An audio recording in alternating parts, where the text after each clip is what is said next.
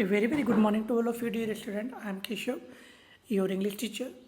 Students आज हम हमारे ग्रामर का 16 चैप्टर टेंसेज के बारे में स्टडी करेंगे. Okay, to be perfect in English language English भाषा में परफेक्ट होने के लिए the knowledge of tense is must. जो टेंस की जानकारी है वो बहुत ज़रूरी है.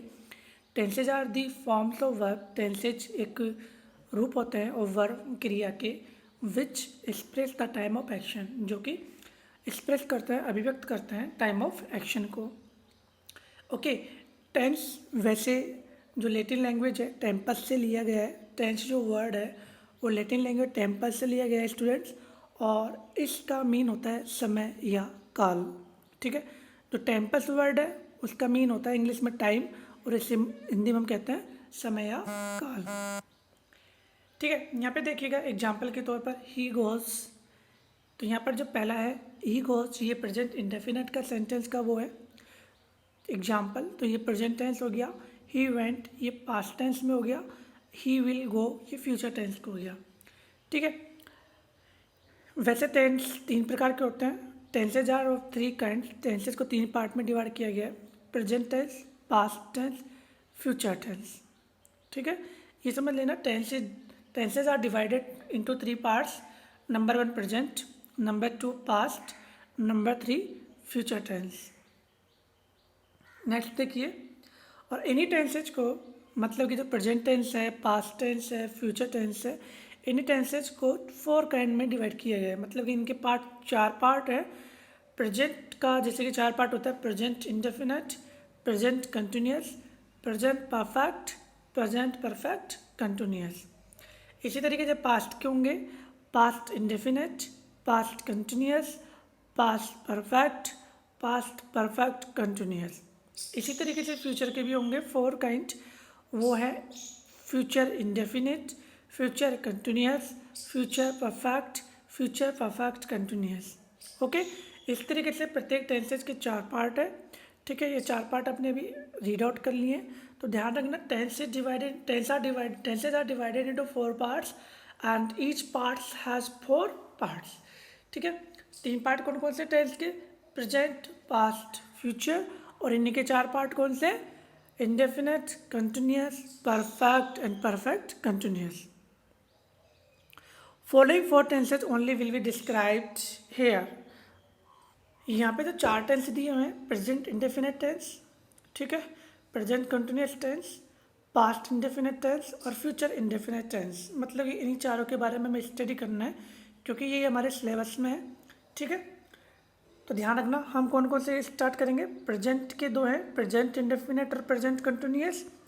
पास्ट का एक हमें स्टडी करना है, पास्ट इंडेफिनिट. और फ्यूचर का हमें एक स्टडी करना है, फ्यूचर इंडेफिनिट. मतलब कि प्रेजेंट का फर्स्ट और सेकंड, पास्ट का फर्स्ट, फ्यूचर का first. Before studying this tenses का अध्ययन करने से पहले it is necessary to know about verb. हमें वर्ब के बारे में जानना जरूरी होता है. Verb is the most important part of the sentence. Verb जो है वो बहुत इम्पोर्टेंट पार्ट होता है किसका? एक सेंटेंस का, एक वाक्य का. इट एक्सप्रेसेस द हैपनिंग और डूइंग ऑफ एन एक्शन. मतलब कि अभिव्यक्त करता है, ये बताता है घटना को और कार्य करने को. ठीक है, तो यहाँ पर वर्ब एक इम्पोर्टेंट रोल रखता है अपना सेंटेंस में. तो verb has 4 forms mainly. Basically verb के 5 काइंड होते हैं. ठीक है, वर्ब के 5 रूप होते हैं, लेकिन हमें यहाँ पर 4 दिए गए हैं, वो एक बार हम देख लेते हैं.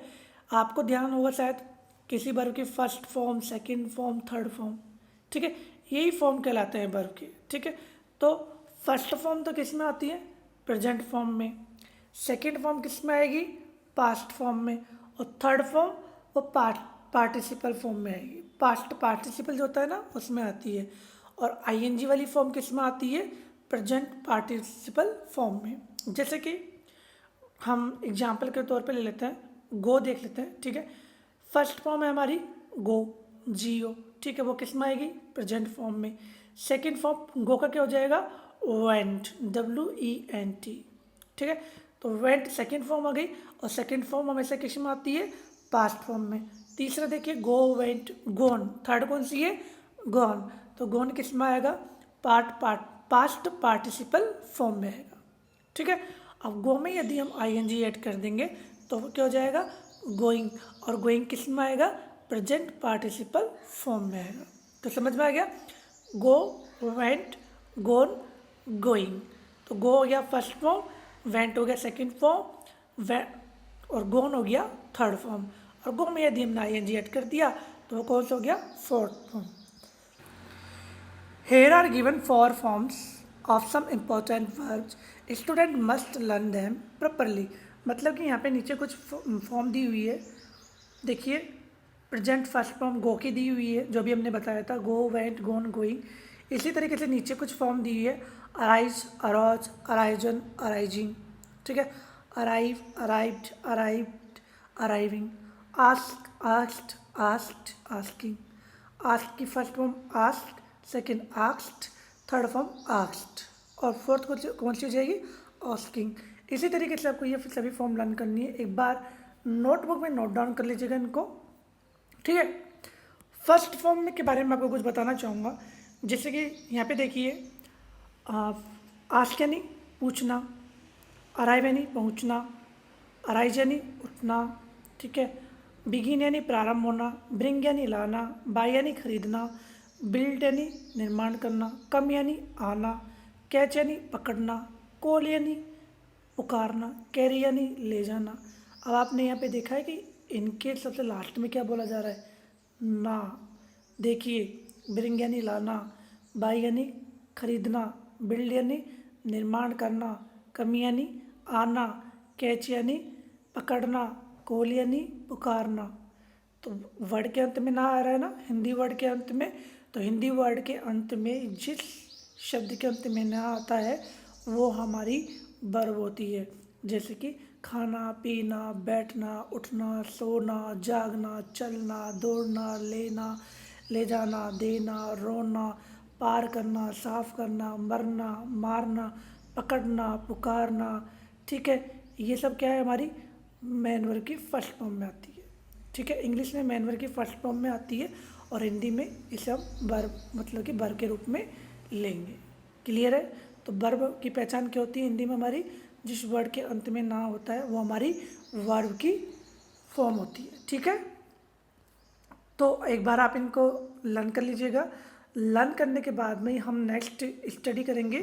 क्यों? क्योंकि जब तक आप इसे लर्न नहीं करोगे तब तक हम टेंस के बारे में प्रॉपर तरीके से नहीं सीख पाएंगे। क्यों? क्योंकि प्रेजेंट में तो चलो ठीक है, हमें हो सकता है कि हम कर सकते हैं, लेकिन जब हम सेकंड फॉर्म बनाएंगे उसका तो उसमें हमें डिफ़िकल्टी फील होगा, और थर्ड में भी हमें डिफ़िकल्टी फील होगा। So request to all, please एक बार इन सबको नोट डाउन कर लीजिएगा, और नोट डाउन करने के बाद में आप इन्हें एक बार इनकी first, second, third form learn कर लीजिएगा, क्योंकि फोर्थ फॉर्म फर्स्ट फॉर्म में आईएनजी जोड़ने पर बन जाती है। तो फोर्थ फॉर्म लर्न करने की रिक्वायरमेंट नहीं है आपको, आप सिर्फ फर्स्ट, सेकंड और थर्ड फॉर्म लर्न कर लीजिएगा। Thank you, thanks a lot of you, thank you.